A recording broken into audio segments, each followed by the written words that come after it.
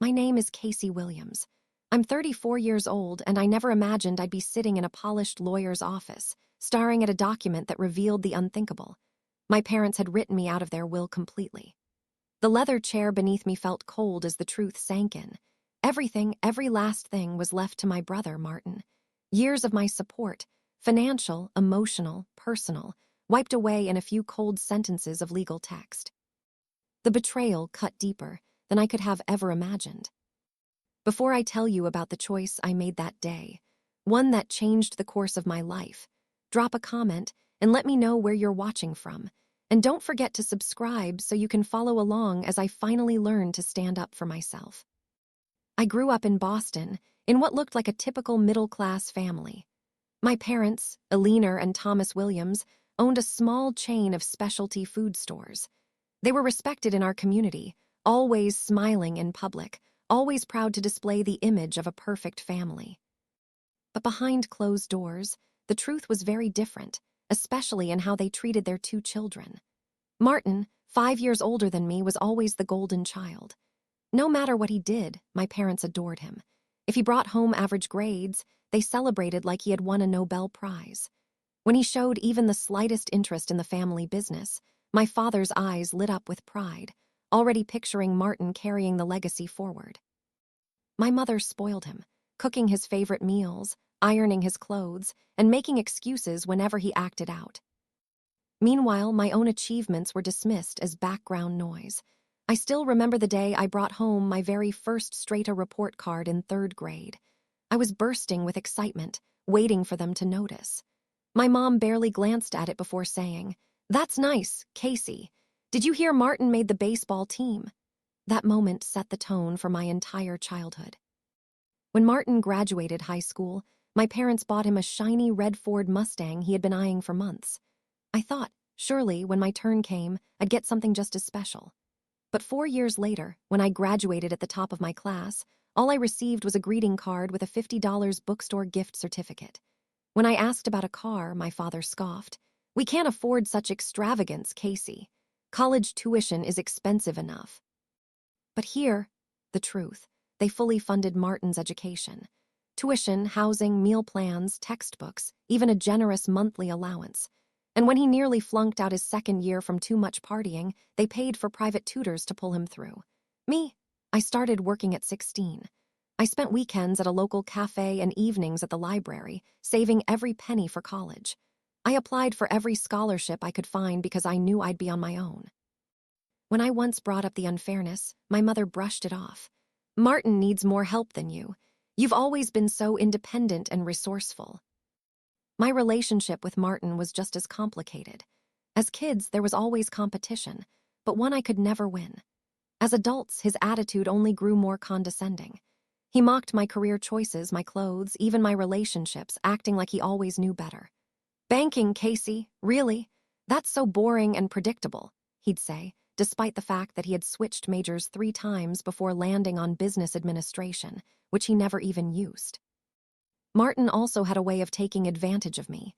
Once, he borrowed my car for what was supposed to be a weekend. He returned it 3 weeks later with an empty tank and fresh dents. Another time, he asked to crash at my apartment for a few days after a breakup.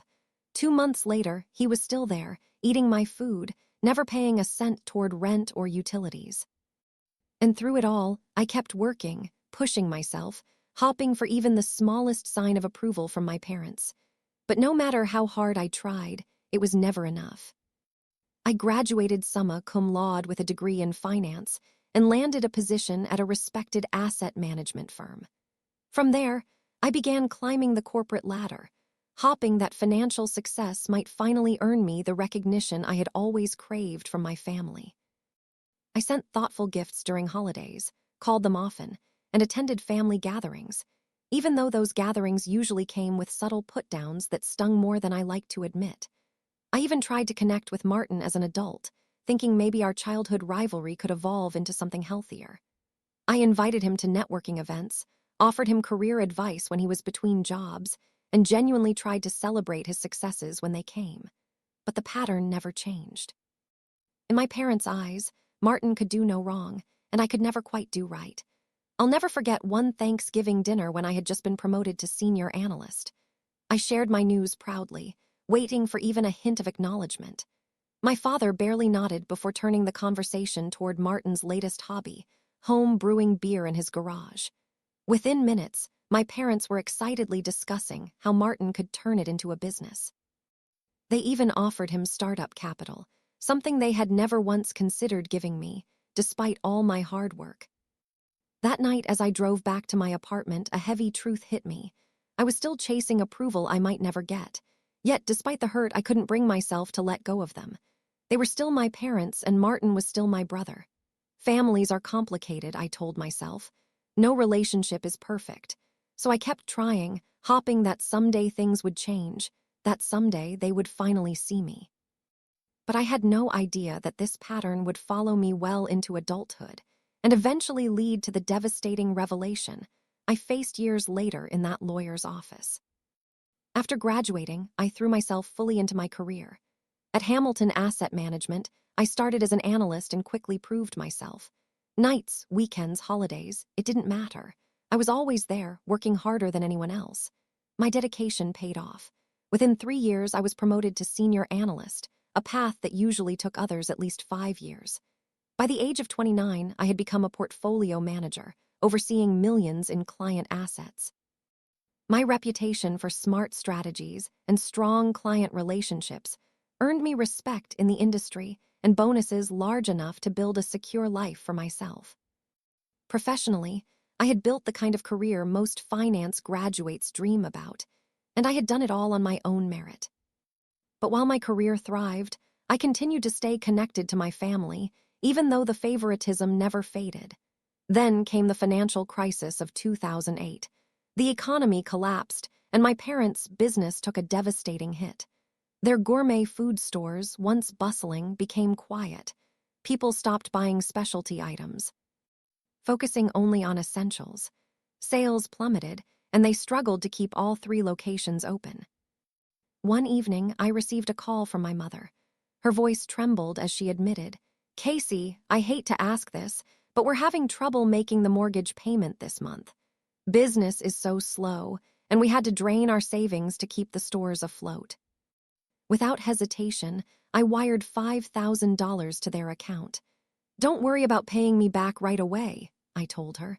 "Just focus on keeping things stable." That first transfer was the start of a pattern that would stretch over the next several years. What began as occasional help soon became expected. I eventually set up automatic payments from my account to theirs on the 1st of every month, making sure their mortgage was never late. Twice, when their credit card debt spiraled out of control, I paid it off completely, over $20,000 in total. During that same time, Martin had his own financial struggles. After leaving his 3rd job in just 2 years because of personality conflicts with his bosses, he couldn't pay his rent. Once again, I stepped in, covering his rent for 4 months while he looked for the right opportunity. But that opportunity seemed slow to arrive. Martin was unemployed for nearly a year, and during that time, I kept providing support. Each time, I told myself it was temporary, that I was helping my family through hard times. But deep down, the pattern was all too familiar. I was giving, always giving, while Martin received without question and without gratitude. "Temporary," he assured me. "Once I get back on my feet, I'll pay you back with interest." That repayment never came.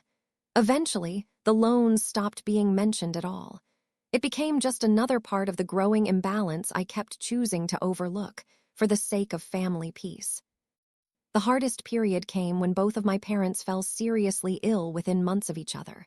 My father suffered a mild heart attack, and not long after, my mother was diagnosed with early-stage breast cancer. Even with insurance, the medical bills were crushing. Co-pays, deductibles, and treatments that weren't fully covered added up quickly. Without hesitation, I stepped in again. I made sure my father had the best cardiologist. I ensured my mother saw top oncologists for her treatment. When my father needed specialized medication that insurance wouldn't cover, costing nearly $1,000 a month, I paid for it. When my mother required post-surgery care, I hired a private nurse to look after her at home. Meanwhile, Martin's presence during these crises was more for appearances. He would show up occasionally at the hospital, bringing flowers or taking Instagram photos of himself looking concerned at our parents' bedsides. But when it came to actual caregiving or financial help, his contributions were almost non-existent. Whenever the topic of medical bills came up, Martin would suddenly remember an urgent appointment or need to take an important call. One day, I gently suggested that maybe he could help with some of the expenses. He looked genuinely surprised. "But you make so much more money than I do," he said. "This is easier for you." The fact that he had just returned from a luxury vacation in Bali seemed to slip his mind. And my parents, they never seemed to notice the gap between us. They thanked me for paying for doctors and treatments, but in the same breath, they would gush about how Martin had driven 2 hours to visit or how thoughtful it was that he had brought them takeout from their favorite restaurant. The sacrifices I made were invisible. All of this came at a cost to me. I had been saving for a down payment on a condo in Boston's Back Bay, a dream home with a view of the Charles River. But every time I got close, the money had to be redirected to family emergencies. Instead of that dream condo, I stayed in a modest rented apartment. Instead of the European vacation I had been planning for years, the trip stayed on my bucket list. Even my retirement savings took a hit as I pulled money out to keep up with expenses. The toll wasn't just financial, it was emotional. I developed insomnia, grinding my teeth at night from the constant stress. My friends noticed the dark circles under my eyes, the weight loss, the smile that never reached my eyes anymore. "You can't keep setting yourself on fire to keep others warm," my best friend Tara told me one afternoon over coffee. "Your family is taking advantage of your generosity. This isn't sustainable." I waved her off with the same words I always used. "They're family." As if that one word explained and excused everything. As if deep down, I truly believed they'd do the same for me if I needed it. Looking back now, I wonder if I really believed that, or if I was just trying to convince myself. Despite all evidence to the contrary, I clung to the hope that one day, my sacrifices would finally be acknowledged, that my parents would look at me with the same pride they reserved for Martin, that my brother would mature and finally show gratitude. But it wasn't until the shocking meeting in that lawyer's office that those illusions shattered. It was a crisp autumn morning when the call came, the one that would change everything. I was at my desk reviewing quarterly investment reports when my phone buzzed with an unfamiliar local number. Normally, I would have ignored it, but something made me answer. "Is this Casey Williams?" The voice on the other end was calm, professional. "Yes, this is she," I replied, already shifting out of work mode. "Good morning, Miss Williams. My name is Jeffrey Blackwell from Blackwell, Schneider and Associates. I represent your parents. They've recently updated their will and estate plans, and there are some matters we need to discuss with you in person." A wave of unease ran through me. Is everything okay? Are my parents all right? "Yes, they're fine," he assured me. "This is just standard procedure after significant changes to their estate planning documents. Would you be available to come into our office this week?" I scheduled an appointment for the following afternoon, shuffling client meetings around to make it work. For the next 24 hours, curiosity and anxiety battled inside me. Why hadn't my parents mentioned updating their will? Why the secrecy? A part of me dared to hope. Maybe this was about finally including me in the family business in some official way. After all my years of proving myself, maybe they had finally recognized my value. Maybe, just maybe, they were finally beginning to see me. The law offices were as impressive as I had imagined. Polished wood, fresh flowers, leather seating, everything designed to project wealth and discretion. After checking in, I was led to a large conference room overlooking downtown Boston. Jeffrey Blackwell, a tall man in his 50s, greeted me warmly and gestured toward the seat prepared for me at the polished mahogany table. A thick folder lay in front of him, my parents' names stamped across the label. After a few polite formalities, he cleared his throat and said, "Miss Williams, your parents have recently made substantial changes to their estate plans. I felt it important you fully understood the new arrangements. Something in his tone made my stomach clench. What kind of changes? I asked. He opened the folder, carefully sliding out the documents. His next words dropped like a stone in my chest. Your parents have decided to leave their entire estate to your brother, Martin Williams. This includes their primary residence, all business assets related to Williams' Fine Foods, their investment accounts, and personal holdings. The word property landed like a physical blow. Each syllable struck me with stunning force. For a moment, I couldn't speak, couldn't even think clearly. I don't understand, I finally managed to whisper. There must be some mistake. Mr. Blackwell's expression softened with something that looked uncomfortably like pity. I'm afraid there's no mistake, Miss Williams. The documents are clear and legally binding. Your parents were of sound mind when they signed them. But why? I pressed, my voice sounding distant, almost foreign to my own ears. Did they explain their reasoning? He shifted uneasily in his chair. They indicated that they believe Martin requires more financial support than you. They mentioned your successful career several times and expressed confidence in your ability to provide for yourself. The irony was bitter enough to choke me. The success I had worked so hard to achieve, the very thing I thought might finally earn me their approval, was now the reason for my complete exclusion. So, because I worked hard and became self-sufficient, I'm being punished. My words came out sharper than I intended. I wouldn't characterize it as punishment, Mr. Blackwell replied diplomatically. Estate planning is a personal choice. Parents are entitled to distribute their assets as they see fit. Even when those choices erase years of financial support and sacrifice from one of their children, I countered, feeling heat rise in my cheeks. He lowered his eyes to his notes, clearly uncomfortable. I understand this must be difficult to hear. Would you like a moment? I shook my head, fighting to maintain composure. No, I'm fine. Is there anything else I should know? Mr. Blackwell hesitated. There is one more thing. Your parents have also named Martin as their healthcare proxy and given him power of attorney should they become incapacitated. Another blow. Not only was I cut out of their estate, but I wouldn't even have a voice in their care if they became unable to make decisions. I see, I said, my voice unnaturally calm. And Martin knew about these changes before today.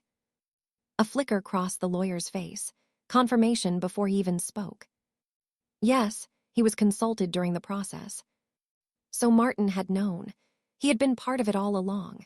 And no one thought I deserved even the courtesy of a conversation until everything was finalized. Is there anything else, Mr. Blackwell? I asked, gathering my purse.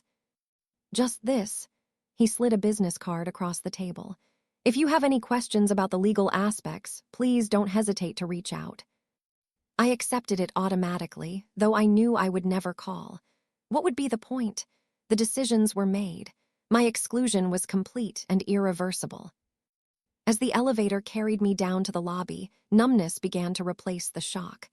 I had spent years trying to earn their approval, sacrificing my own dreams, pouring myself into their needs. And for what? In the end, I was still the lesser child, still invisible. On the busy sidewalk outside, I pulled out my phone and saw 3 missed calls from Martin. News traveled fast, apparently. I ignored them and slipped the phone back into my pocket. I needed time. Time to process, to figure out what this betrayal meant for the future of my family relationships. But even then, one thing was becoming painfully clear. Something inside me had shifted. There would be no going back. I wandered the streets of Boston for hours, barely noticing where I was. My phone buzzed again and again with Martin's calls, but I couldn't bring myself to answer. Not yet. When I finally returned to my apartment that evening, I found him waiting outside my door. Leaning casually against the wall, scrolling through his phone, he looked completely unbothered. There you are, he said as if we were meeting for a casual lunch. I've been trying to reach you all day. How long have you known? I asked, skipping any greeting. Martin looked slightly uncomfortable for a moment. Then it passed. About the will, he said. A few months. Mom and Dad wanted my input on some of the details. And you didn't think I deserved to know. I unlocked my door, debating whether to let him in. In the end, I stepped aside. Better to have this conversation in private. I figured they'd tell you when they were ready, he shrugged, following me inside. Or the lawyer would, which clearly he did. I set down my purse and turned to face him. Why, Martin? Why everything to you and nothing to me? He dropped onto my couch, sprawling out as if he owned the place. His casual posture, his arms stretched along the back of the sofa, only fueled my anger. Look, Case, he began patronizingly. It just makes sense. You've got your fancy career making 6 figures. You've always been the independent one, proud of doing everything yourself. I'm still figuring things out. The business needs someone committed full-time, not someone who already has a whole other life. So my success is a liability, and your inability to hold down a job is rewarded. My voice shook with disbelief. That's a nasty way of putting it, he shot back, his expression hardening. Mom and Dad just recognize you don't need their help. You've always made that clear, always flaunting your promotions and bonuses. Flaunting, my voice cracked. I was trying to make them proud. Well, he smirked, now you can finally prove how self-sufficient you really are. Isn't that what you always wanted? I stared at him, the realization sinking in. He had crafted a version of me for them, a cold, career-driven daughter who cared more about money than family. He'd painted me as the outsider, while casting himself as the devoted son. You know that's not true, I said quietly. You know how much I've helped them financially, how much I've sacrificed. For a moment, something flickered across his face, guilt maybe, but it vanished quickly, replaced with defiance. They needed help, and you could provide it. That's different from long-term planning. Did you encourage them to cut me out completely? I asked, my voice trembling. Martin stood suddenly, unsettled. I didn't cut you out of anything. They made their own decisions. After consulting you, I pressed. They asked for my opinion and I gave it, he admitted. The business needs stability. You chose your career elsewhere. The audacity left me speechless. I had pursued my career because they invested everything in him and nothing in me. Now that same career was their excuse to continue the cycle. I think you should leave, I said, moving to the door. He grabbed his jacket, shaking his head as if I were the unreasonable one. You always take things so personally, Casey. This isn't about love. It's just practical estate planning. I almost laughed at the lie. Get out, Martin. After he left, I sat on my couch in silence, staring at the wall. His words echoed in my head, dripping with entitlement and dismissal. My sacrifices had meant nothing. My independence was twisted into selfishness. The next morning, I drove to my parents' house, determined to hear their side. Maybe there was an explanation. Maybe something would make sense of this betrayal. Their comfortable home, with its manicured lawn and tasteful decor, had always represented stability. Now it felt foreign, like a place I no longer belonged. Casey, what a surprise, my mother said warmly when I walked in, wiping her hands on a dish towel. I spoke with Mr. Blackwell yesterday, I said flatly, about the changes to your will. The air in the room shifted instantly. My father lowered his newspaper and exchanged a look with my mother. We were going to discuss it with you, he said, though his tone made it clear no such discussion had ever been intended. After everything was finalized, I shot back. Oh, wait, it already is. Sit down, Casey, my mother sighed. There's no need to be dramatic about this. Dramatic, my voice rose. You cut me out completely. You consulted Martin. You didn't even have the decency to tell me, and I'm the one being dramatic for wanting an explanation. You're a successful professional, my father said, as though that explained everything. Martin needs our support more than you do. I've been supporting this family for years, I snapped. Who do you think has been paying your mortgage, covering your medical bills, keeping your business afloat? Me. Another glance passed between them, harder to read this time. We appreciate your help, of course, my mother said carefully. But that was temporary assistance. This is about the family's long-term future. So my contributions count for nothing?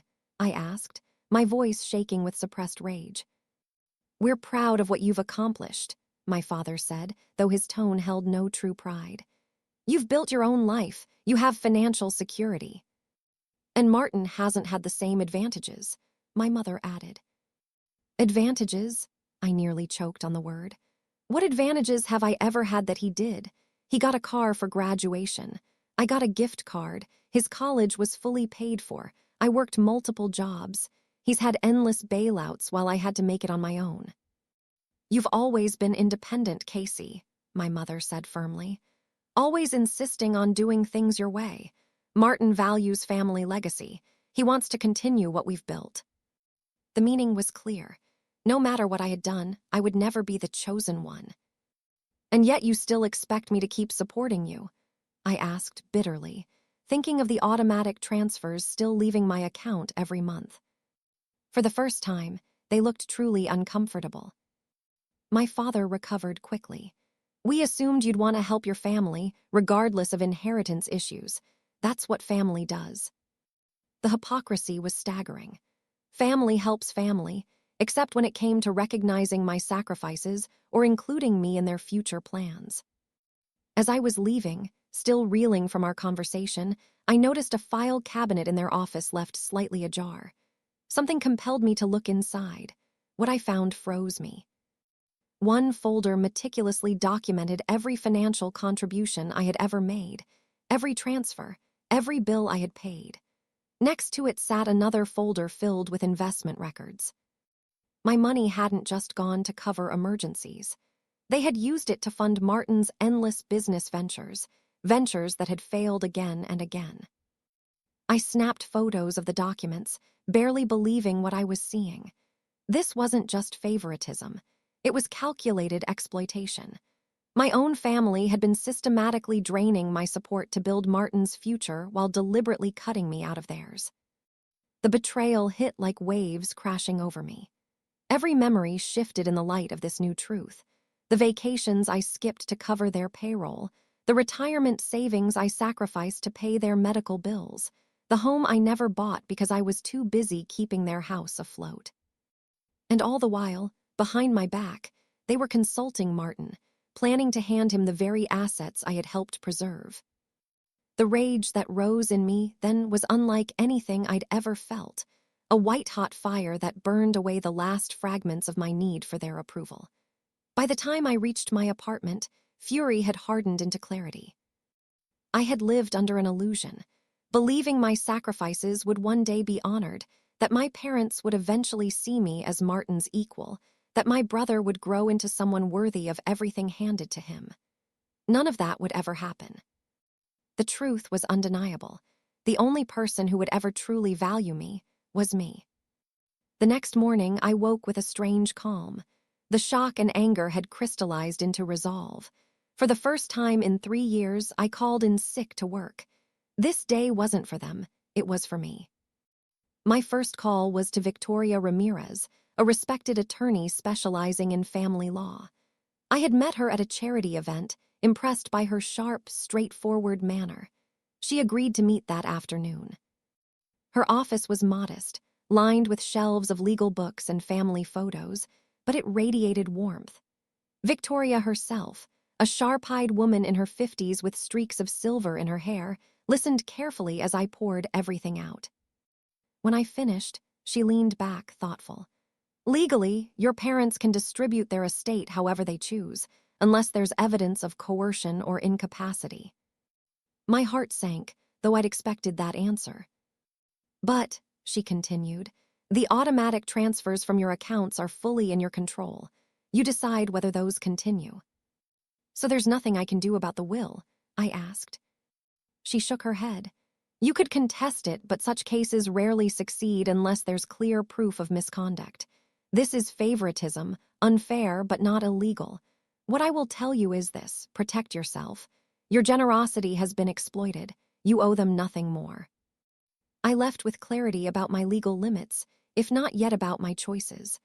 My next stop was Daniel Park, my longtime financial advisor.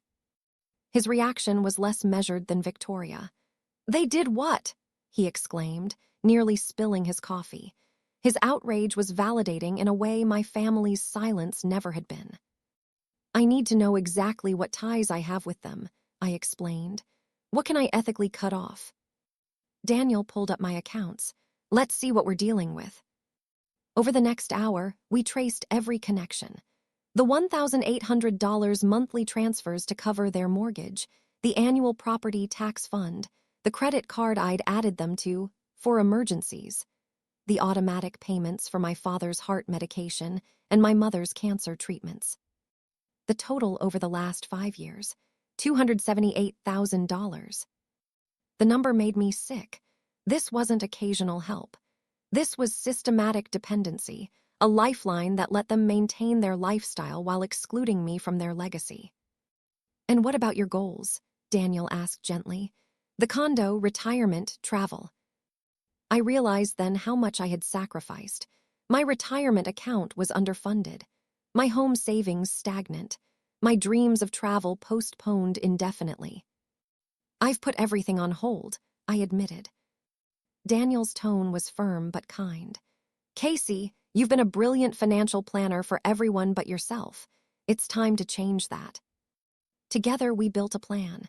I would cancel all automatic transfers immediately, remove my parents from my credit card, redirect funds into my retirement and home savings. For medical expenses, I'd allow a 3-month grace period, time for them to make other arrangements. As for Martin, no more loans, no more bailouts, effective immediately. Think of it as financial self-care, Daniel said, not selfishness. That evening, I sat at my laptop and began. One by one, I canceled the transfers. $1, $800 to my parents' account, gone. $400 to the pharmacy, scheduled to end in 3 months. $250 to the oncologist, set with the same deadline. $500 to Martin's landlord, terminated instantly. My hand trembled at first, years of conditioning whispering that family came first. But then I remembered those folders, the proof of their quiet betrayal, and my hesitation vanished. Next, I removed them as authorized users on my credit card, changed every password, labeled their contact information under a new category, limited contact. As the sun set and the city lights flickered on, I felt a wave of emotions, guilt, yes, but also relief, strength, and a deep sense of rightness. For the first time, I could envision a future shaped by my choices, a home of my own, travels I had always dreamed of, relationships built on respect, not obligation. It wouldn't be easy. Patterns that had taken decades to form wouldn't unravel overnight. There would be backlash, guilt trips, attempts to drag me back, but something inside me had shifted permanently. The daughter who sacrificed everything for scraps of approval was gone.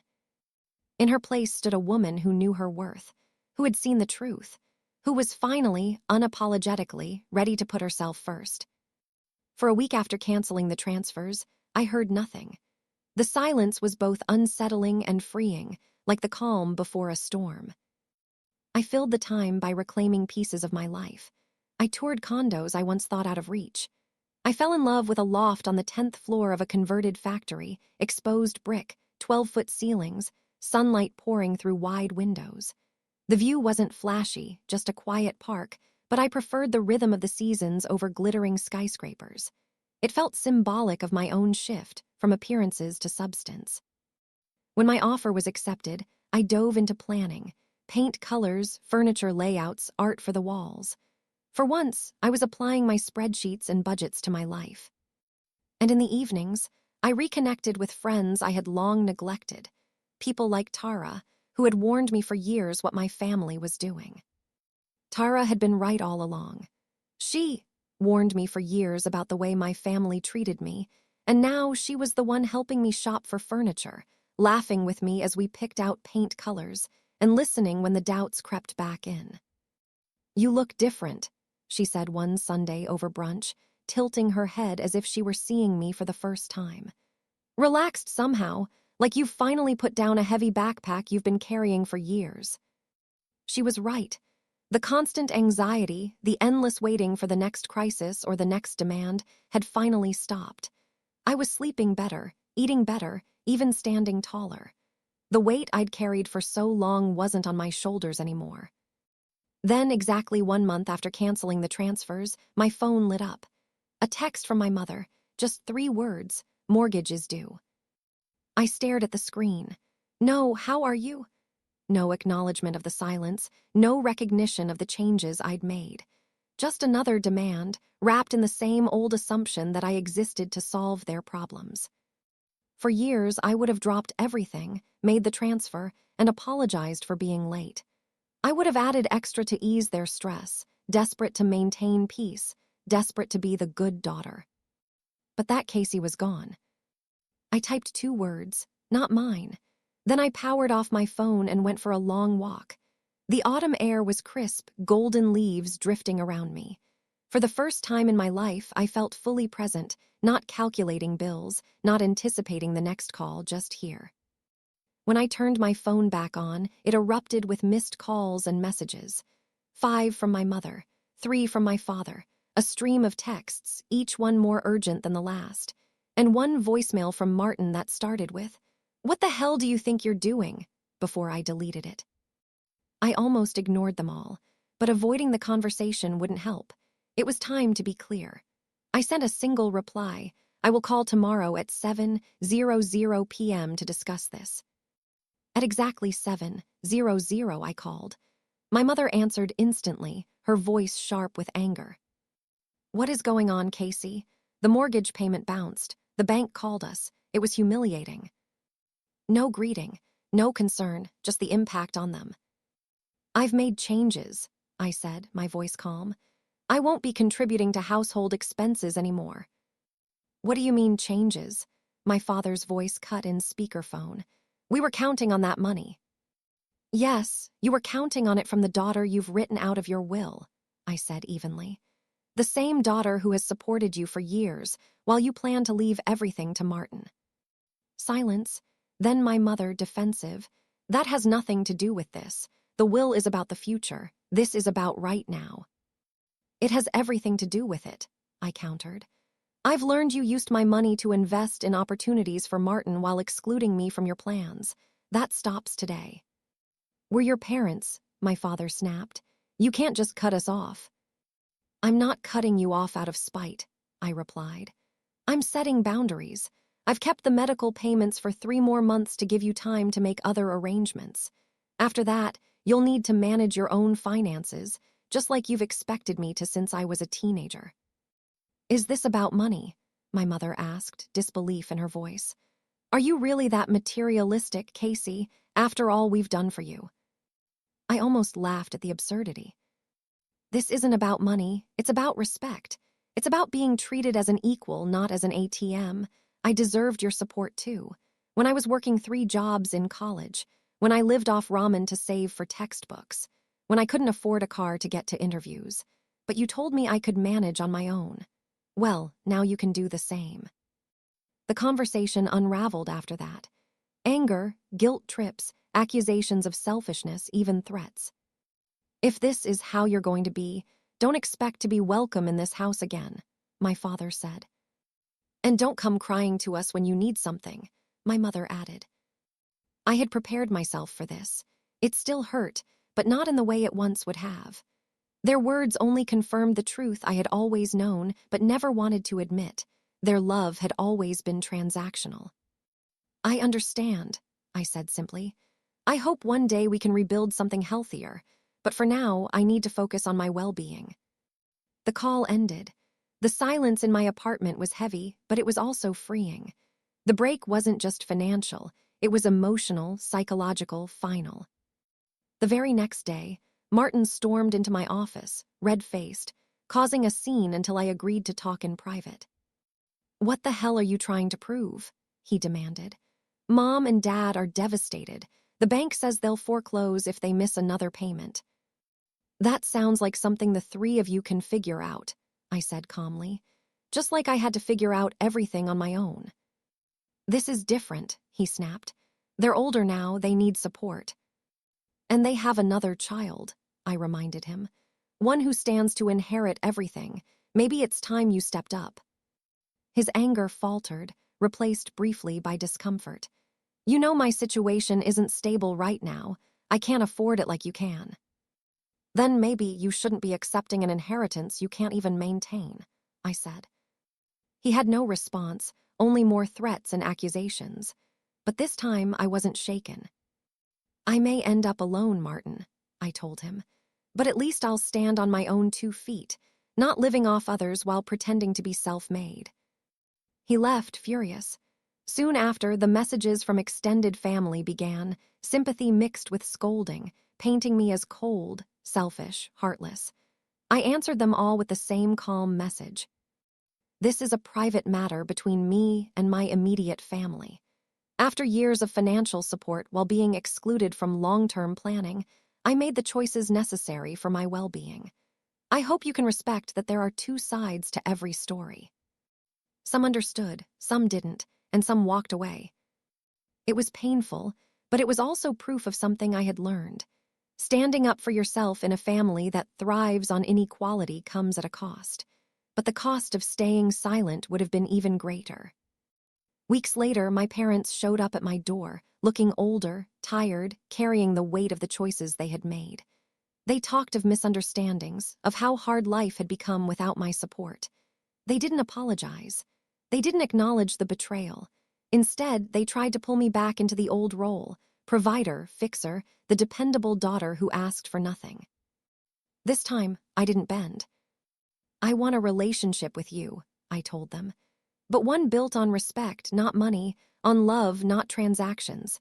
Independence doesn't mean exclusion. Pride shouldn't come at the cost of fairness. They left without resolution. The future of our relationship remained uncertain. As I closed the door, I felt the weight of both grief and relief. Grief for the parents I had wished for but never truly had. Relief that, for the first time in my life, I had chosen myself. The road ahead might be lonely, but it would be mine. And this time, I'd be walking it on my own terms. Birthdays came and went, once noisy family gatherings, now quiet evenings with friends or spent alone. At first, anger gave me strength, a clarity that made each decision feel firm and necessary. But as the anger faded, more complicated emotions took its place. Grief for the family I had always wanted but never truly had. Confusion about who I was outside of being the fixer, the provider, the peacekeeper. And fear that Martin had been right, that one day I'd end up alone, left only with my career and a healthy bank account for company. That's when I realized I couldn't navigate this alone. I reached out to Dr. Elaine Watson, a therapist who specialized in family dynamics and boundary setting. Our weekly sessions became an anchor, a safe place where I could finally unravel the patterns I had lived inside for so long. What you're experiencing, she told me one evening, is a form of grief. You're mourning the family you thought you had or hoped you could have. And that's a legitimate loss, even if those relationships never truly supported you. She helped me see the system for what it was. Martin had been the golden child, always in need, always forgiven. I was the responsible one, the safety net, the emotional shock absorber. And my parents? They were the arbiters, keeping that system intact by disguising favoritism as different needs. Systems resist change, Dr. Watson explained. When you stepped out of your assigned role by withdrawing financial support, the whole system was threatened. The pressure you feel to return, that's just the system trying to reset itself. Intellectually, it made sense, but the emotional work was harder. I had to unlearn the belief that my worth was tied to what I could give. I had to face the reality that my constant overachieving wasn't an expression of love. It was a desperate attempt to earn conditional approval. Most painful of all, I had to accept that my parents might never change, that the recognition I had always hoped for might never come. Dr. Watson reassured me. Acceptance isn't giving up, it's freeing yourself. It's choosing to build a life based on what's true, instead of waiting on a hope that keeps you stuck. So that's what I did. My condo became more than just a place to live. It became a reflection of me. I painted walls in colors I loved, not colors I thought others would approve of. I bought furniture for comfort, not for show. I filled shelves with books I'd always wanted to read, added plants that made the air feel alive, and hung art that spoke only to me. Professionally, I felt something shift too. Work wasn't just a financial pipeline to my family anymore. It was mine. I took on challenging projects, mentored younger colleagues, and even began considering opportunities for advancement I'd once thought impossible. 6 months in, I booked my first real vacation in years, a 2-week trip to Portugal. Walking alone along the Algarve cliffs, watching boats in Porto, sitting in quiet Lisbon cafes with only my journal for company, I rediscovered solitude. And I realized something. The aloneness my family had warned me about wasn't a curse. It was peace. I found joy in the smallest things. A perfectly brewed cup of coffee, a book read cover to cover without interruption, an afternoon nap with no alarm waiting to jar me awake. And most importantly, I discovered that my own company was enough. The distance from my family gave me room to build better connections. Friendships that weren't based on obligation, but on genuine care. Tara became a constant presence, our friendship deepening into something steady and sustaining. I reconnected with old college friends, many of whom understood my story more than I expected. They, too, had lived through families that demanded too much and gave too little. I even started dating again, this time with a new awareness. I no longer confused sacrifice with love. I could spot unhealthy patterns faster, speak my needs clearly, and walk away when respect wasn't there. And then something I hadn't predicted. Months later, Martin reached out. The family business was struggling without my financial support, and for the first time, he was forced to step up.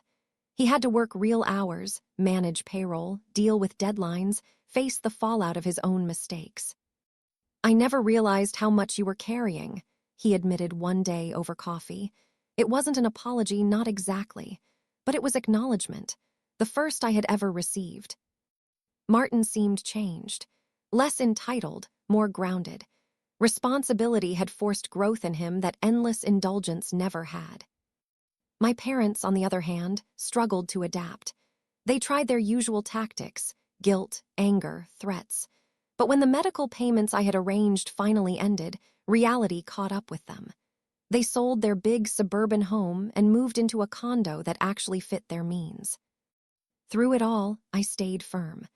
I offered emotional support when it was genuine, but I never let myself get pulled back into old financial entanglements.